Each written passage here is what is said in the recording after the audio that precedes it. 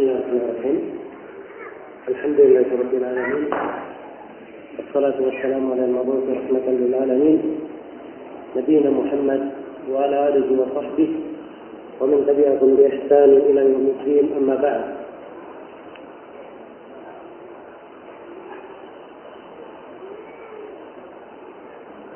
Setelah Imam Al-Bukhari rahimahullah menjelaskan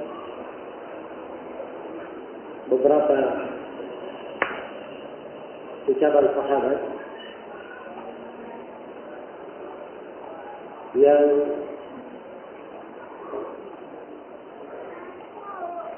menggambarkan atau menyebutkan sifat kalimat yang mereka pakai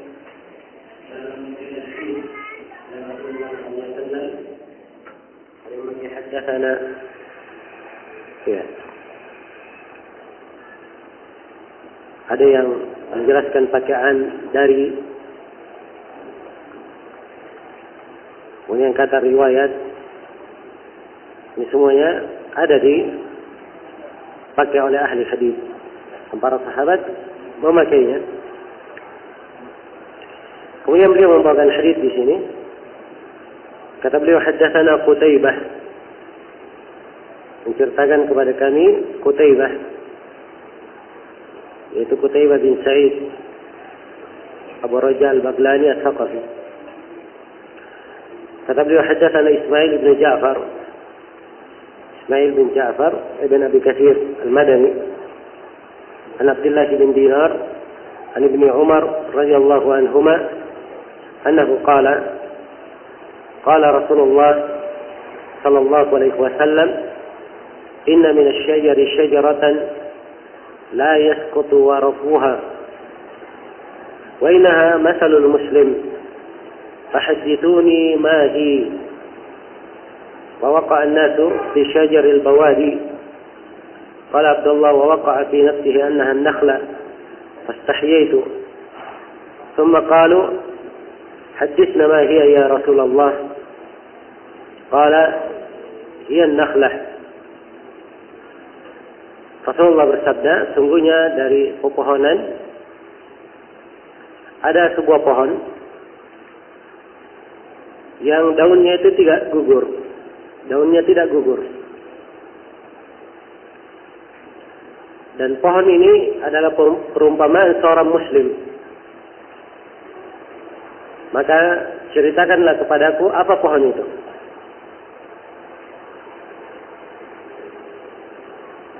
Waqa'a an-nas fi syajar al-bawadi, maka manusia pun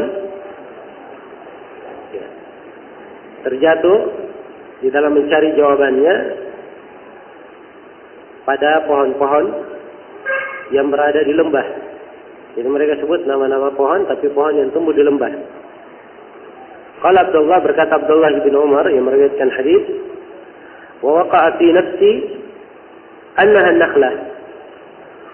Kata beliau, dan ada di dalam diri saya bahwa pohon yang dimaksud oleh Rasulullah adalah pohon korma.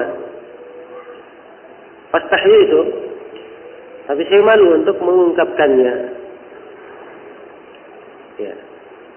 Malu untuk menyampaikannya. Summa qalu, kemudian para sahabat, karena jawabannya tidak ada yang tepat, akhirnya Rasulullah bertanya, haditsna ma hiya ya Rasulullah. Akhirnya mereka berkata kepada Rasulullah, ceritakanlah kepada kami apa pohon itu wahai Rasulullah. Maka Rasulullah menjawab, hiya an-nakhlah. Beliau menjawab, dia adalah pohon korma. Sama dengan dugaan Ibn Umar. Sisi pendalilan Imam Al-Bukhari di sini dalam pembahasan ilmu terkait dengan penggunaan kalimat haddatsana, ya, akhbarana, anba'ana. Sini dalam hadis dipakai kalimat hadithuni, ceritakan kepadaku. Pakai kepadaku. Sebab sejumlah ahli hadis membedakan antara haddatsana dan haddatsani. Kalau haddatsana menceritakan kepada kami. Kalau haddatsani menceritakan kepada saya.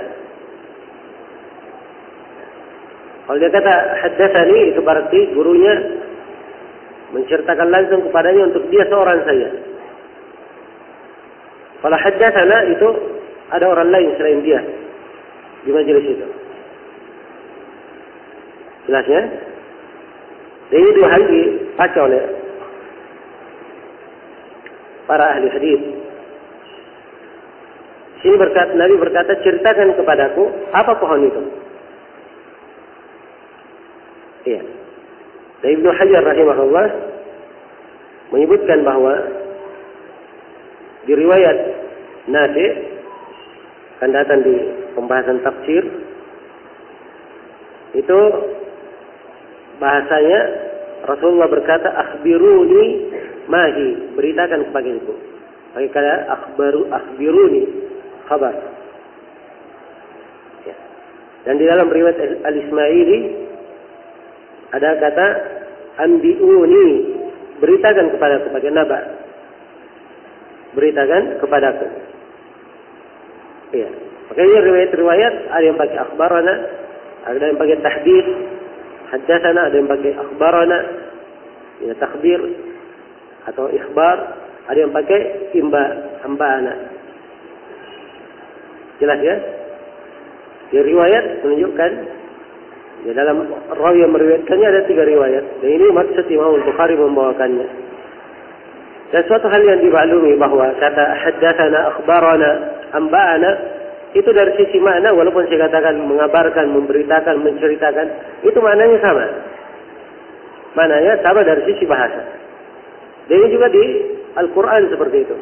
Yawma idzin tuhadditsu akhbaraha. Hari itu tuhadditsu pakai tahdits. Akhbaraha pakai akhbar. Disebutkan sama. Jelas ya? Dan juga firman Allah, wala yunabbi'uka mithlu khabir. Dan tidak ada yang mengimba, memberitakan kepadamu mithlu khabir, seperti dia Allah yang Maha memberitakan, khabir. Ya. Jelas ya? Jadi dari sisi penggunaan bahasa dia maknanya sama. Adapun dari sisi istilah telah saya terangkan bahwa para ulama ada beberapa istilah di dalam hal ini. Ya. Dan bagi kita adalah kita mempelajari istilah-istilah itu. Kita mempelajari istilah-istilah tersebut.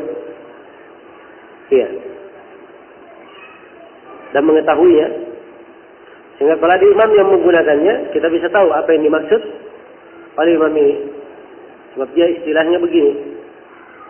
Iya. Dan hadis ini, hadis yang mempunyai banyak kandungan pelajaran. Hadis ini mempunyai banyak kandungan pelajaran. Imam Al-Bukhari rahimahullah menyebutkan hadis ini 10 kali dalam sahihnya. Beliau sebutkan 10 kali. Di Kitabul Ilm ini beliau sebutkan 3 kali. Ini hadis punya banyak pelajaran di dalamnya. Ya. Dan itulah keistimewaan seorang mempelajari ilmu itu langsung dari Al-Quran dan hadis. Sebab ini akan membuat dia detail di dalam memahami bahasa-bahasa Rasulullah SAW, kalimat-kalimat yang beliau gunakan. Dan banyak sekali manfaat, kandungan pelajaran dari hadis itu. Sebagian hadis kadang dikeluarkan oleh sebagian ulama 100 faedah dan 200-an. Ada sebagian hadis ditulis katanya di dalamnya mempunyai 2000 faedah. 2000 faedah ilmu. Padahal cuma satu hadis. Iya. Dan ini hadis mempunyai banyak faedah.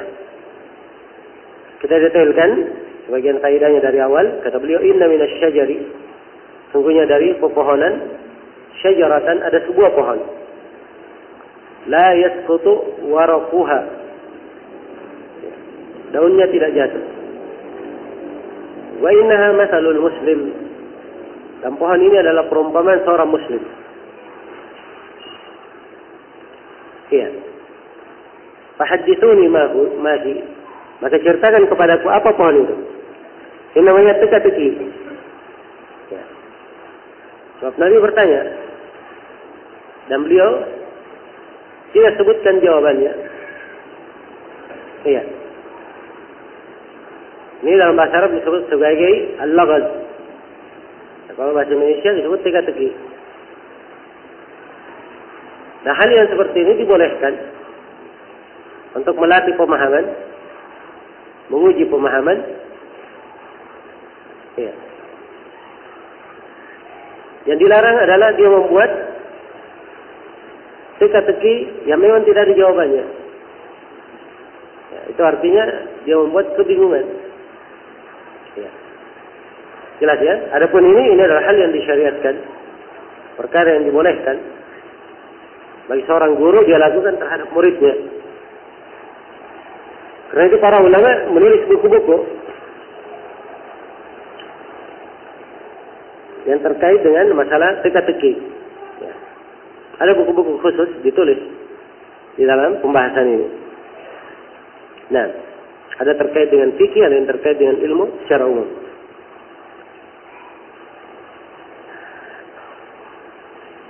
Jadi di sini Nabi memperumpamakan seorang Muslim dengan pohon. Ini menunjukkan syariat darbul amsal. Syariat memberikan perumpamaan-perumpamaan. Ya. Sebab perumpamaan adalah hal yang ada di dalam Al-Quran.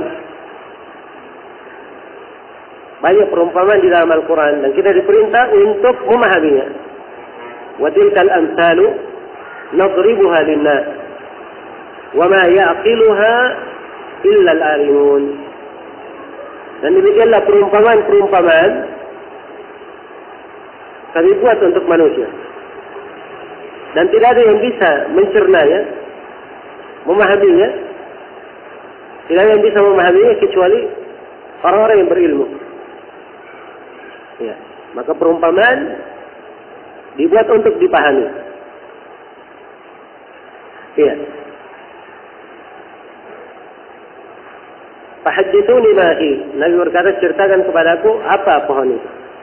Fawaqa an-nasu fi syajaril bawadi. Maka manusia pun menjawab. Tapi jawabannya yang disebut adalah pohon-pohon yang berada di lembah. Ya, pohon yang hidup di lembah banyak ya. Pohon bidara dan selainnya. Mereka sebut pohon-pohon. So, biasanya pohon yang di lembah di padang pasir, ya, daunnya keras.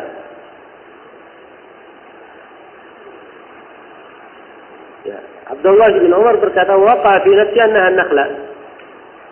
Ya, terdapat pada diriku bahwa yang dimaksud oleh Rasulullah adalah korma. Fastahyaitu. Tapi saya malu. Ya. Rasa malu beliau ini disebabkan, diterangkan dalam sebagian riwayat, bahwa yang hadir di majelis itu 10 orang. Dan Ibnu Umar adalah yang paling muda dari 10 orang itu. Nah, dan 10 orang ini ada Abu Bakar dan Umar di situ. Abu Bakar dan Umar tidak berbicara. Ya. Maka Ibnu Umar pun wajar kalau beliau apa? Beliau malu untuk berbicara. Jelas ya? Namun Ibnu Umar sendiri setelah Nabi mengucapkan bahwa dia adalah pohon korma, maka setelah selesai Ibnu Umar bercerita kepada ayahnya Umar. Maka Umar berkata, andai kata kamu mengucapkannya tadi, maka itu lebih saya sukai daripada ini dan itu. Ya, Ibnu Umar merasa bangga kalau anaknya menjawabnya tadi. Ya.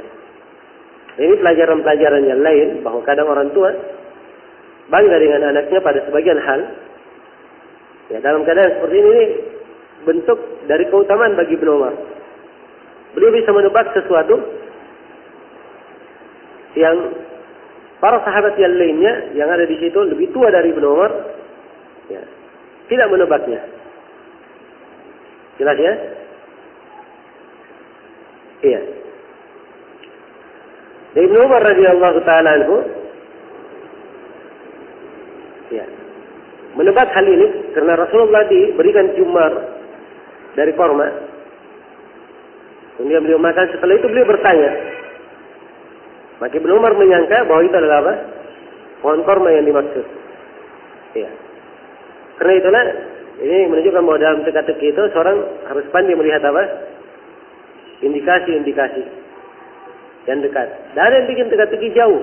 Teka-tekinya dari apa yang digambarkan. Ya. Nah, itu bukan teka-teki namanya. Jelas ya? Tapi teka-teki itu dia membuat sesuatu yang ada keterkaitan dengan pertanyaannya, tapi perkara yang apa? Perkara yang dekat. Dan ada pintu jawaban. Pintu jawaban. Memang tidak disebutkan jawabannya, tapi dari pertanyaan mungkin bisa dibaca ada pintu jawaban. Jelas ya? Baik.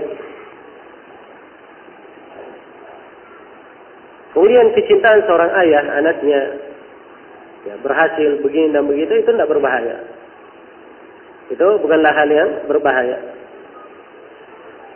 Dan ini juga menunjukkan bahwa seorang kadang boleh malu di dalam sebagian pembahasan sepanjang itu tidak menelantarkan maslahatnya. Seperti ini, Ibnu Umar menjawab, tidak ada maslahat yang terlantar. Jelas ya? Tapi kalau menelantarkan kemaslahatannya, dia misalnya kena junub, tidak tahu mandi junub. Oh, saya malu bertanya. Oh, ini tidak boleh. Haram hukumnya dia malu di sini. Ya. Dia wajib untuk bertanya. Sebab ini terkait dengan kewajibannya. Terkait dengan kewajibannya. Jelas ya? Dan hadis ini juga menunjukkan bahwa dalam sebagian keadaan ada sebagian ilmu orang yang lebih afdal tidak mengetahuinya dan diketahui oleh orang yang dibawanya. Ya, Ibnu Umar di sini bisa menangkap itu adalah apa? Pohon korma. Sedangkan sahabat senior Abu Bakar, Umar, ya, tidak ada yang menerka ke sana. Jelas ya? Maka kadang ada sebagian hal bagi orang yang mafdul di bawah, dia kadang mengetahuinya tidak diketahui oleh al-fadil, orang yang lebih afdal darinya, orang yang lebih utama darinya.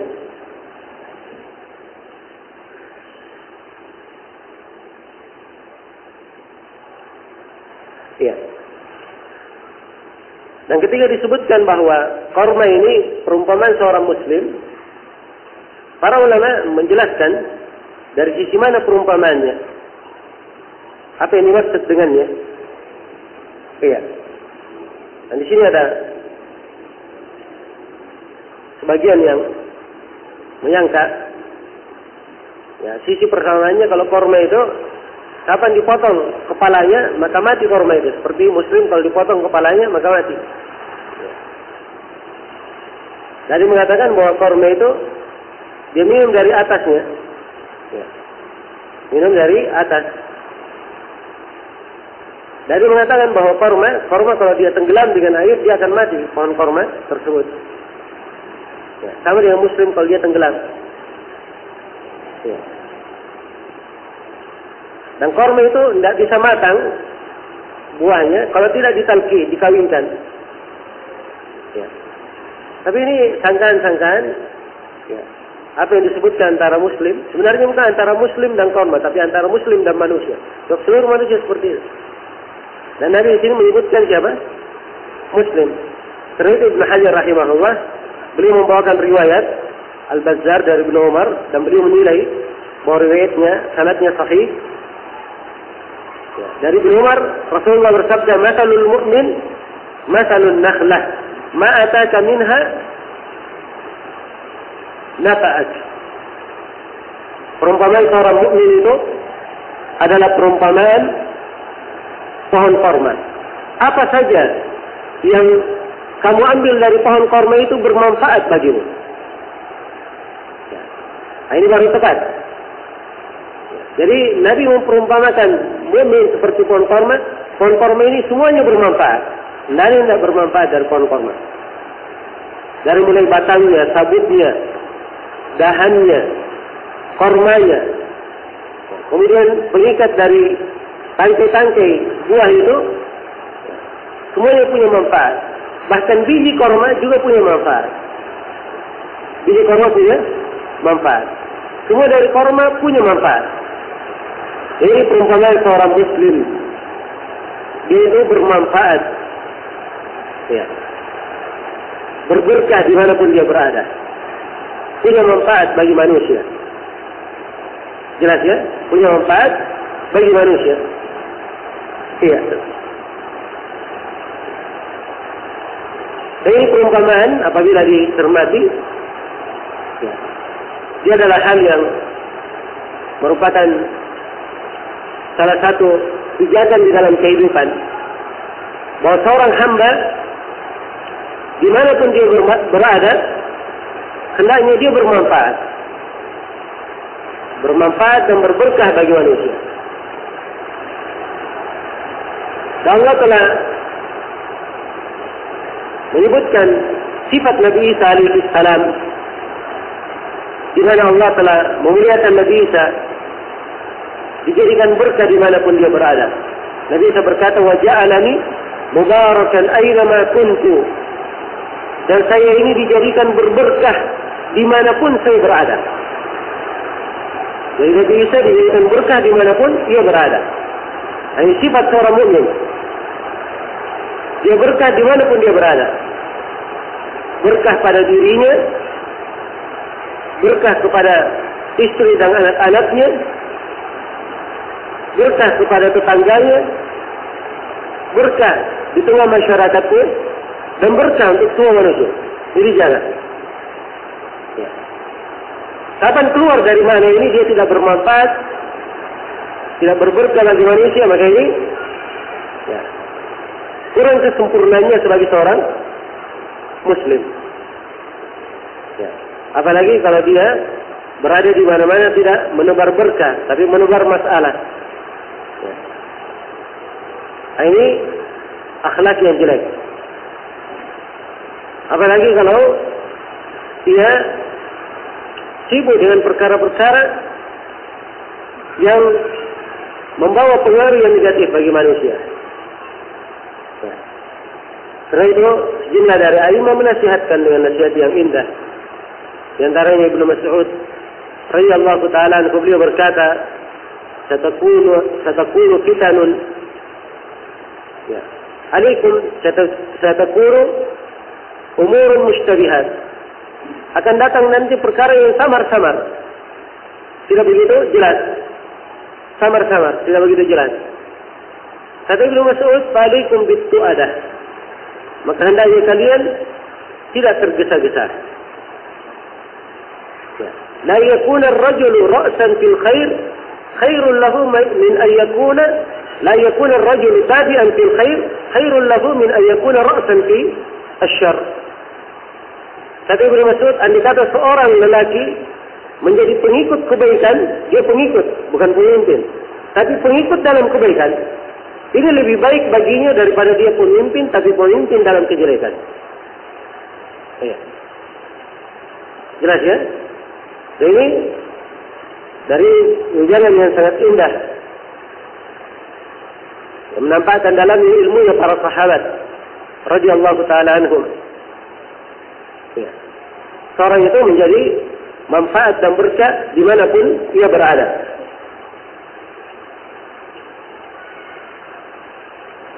Ya. Dan hadis ini juga diterangkan oleh Imam Al-Bukhari, dibawakan di pembahasan adab, karena terdapat di dalamnya adab-adab. Ya. Dan hadis ini dalil bahwa berkah itu atau korma itu adalah berkah.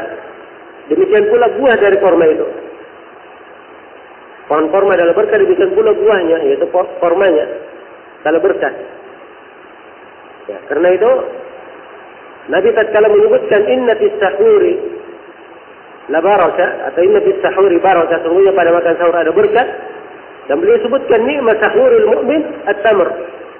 Sahur seorang mukmin, sebaik-baik sahur seorang mukmin adalah korma. Ya, adalah korma. Itu awal berkah yang disebut.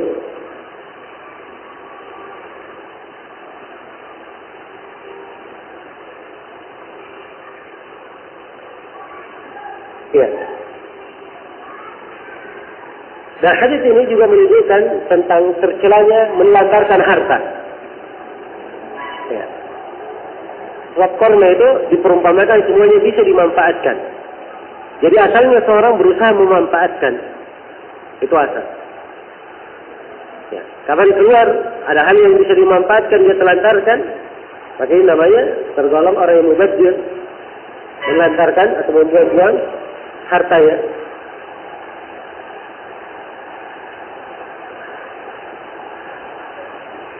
Baik.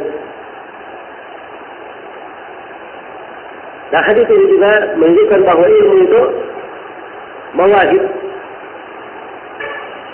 Ilmu itu mawahib, pemberian. Iya. Dan kadang ada sebagian perkara bisa diteruskan oleh sebagian orang. Ulama besar kadang dia menyertanya. Iya. Seperti misalnya di pembahasan masalah tabir mimpi. Ya. Nggak semua dari alim bisa mentabir mimpi. Sebab ini ilmu. Kadang ada orang, ya, dia tidak begitu banyak pengetahuan dalam ilmu, tapi Allah berikan kepadanya ketajaman di dalam mentabir mimpi. Iya. Karena itu ilmu itu mawahib. Iya. Dan hadis ini juga ya, menunjukkan bahwa ketika Ibnu Umar berkata, saya tahu jawabannya begini sebenarnya, tapi saya tidak berbicara. Kemudian Umar akhirnya ya, menyesalkan hal tersebut. Ya. Dan Umar ya, berharap, andai kata itu diceritakan oleh Ibnu Umar, maka itu sangat dia cintai daripada ini dan ini. Ya, ini menunjukkan bahwa para sahabat itu kecintaannya terkait dengan ilmu. Ya. Terkait dengan ilmu dan amalan salih. Adapun dunia di sisi mereka itu berada di bawah telapak kaki mereka. Mereka punya dunia, tapi mereka adalah pemilik dunia dan bukan orang yang dimiliki oleh dunia. Mereka adalah pemilik dunia. Ya, pemilik itu dia menggunakan, bukan dia yang diatur oleh dunia, tapi dia yang mengatur. Iya. Ini dari manfaat-manfaat ilmu sangat indah sekali. Ya, diterangkan oleh Rasulullah sallallahu alaihi wasallam.